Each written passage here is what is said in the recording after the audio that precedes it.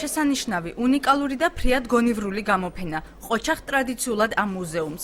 ეს ჩანაწერი შთაბეჭდილების წიგნში გაკეთდა. დამთვალიერებლის აღფრთოვანება ბათუმის მხარეთმცოდნეობის მუზეუმში დღეს გახსნილმა გამოფენამ გამოიწვია. 80 სურათი ანუ ეპიზოდები ბათუმის ცხოვრებიდან, ასე ჰქვია უნიკალურ ფოტოექსპოზიციაც, რომელიც დამთვალიერებლამდე შუშის ნეგატივებიდან მოხვდა. როგორც აღმოჩნდა, საუკუნის წინ მოღვაწე ფოტოგრაფთა ნამუშევრები თითქმის ამდენივე ხანია საცავებში იმალებოდა.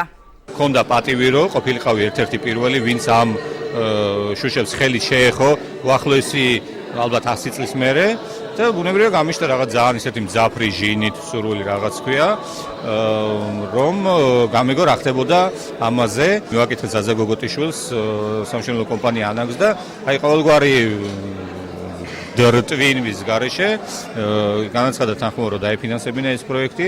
1000 ნეგატივიდან მუზეუმის საგამოფენო დარბაზში წარმოდგენილი 8 ათეული ფოტო, როგორც ნეგატივებზე არსებული მინაწერებიდან ჩანს, წარმომავლობით სომეხ და გერმანელ ფოტოგრაფებს, არისტაკ იშაანიანს და მიხეილ კლაუდანს ეკუთვნის. საავადმყოფოს პალატა, ქურთები კარავში, ლაზი მამუდის სასტუმრო, შეძლებული კოლმეურნის ოჯახი და სხვა.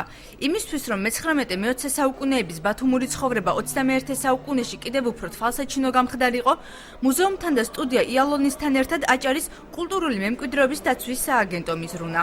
მინის ნეგატივების გაციფრულება სჭირდება სპეციალური აპარატურა, რომელიც სააგენტომ შეიძინა და მე ურთიერთხელშეკრულების დავდევით მუზეუმთან და ამის ნიადაგზე ჩვენ გავაკეთეთ მაგის გაციფრულება. საცავში ვინახება ბევრი რამ, რაც ფართო მასებისთვის უცნობია.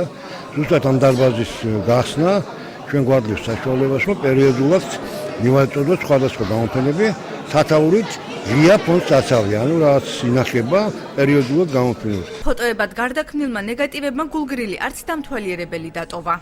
აქ მოცემული სურათების 90% უკვე აღარ არსებობს.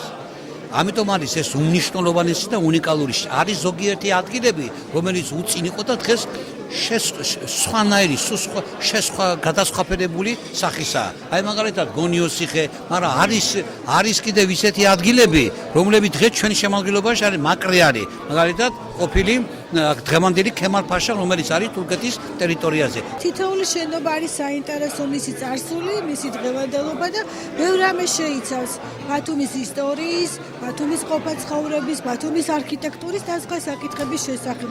მე ვფიქრობ, გამოადგება ყველას, ვისაც უყვარს ბათუმი, ბათუმელებს და კვლევარებს განსაკუთრებით. დარჩენილი 1020 ნეგატივი უკვე ელექტრონულ ბაზაშია და პერიოდულად სახსრების არსებობის შემთხვევაში გამოიფინება.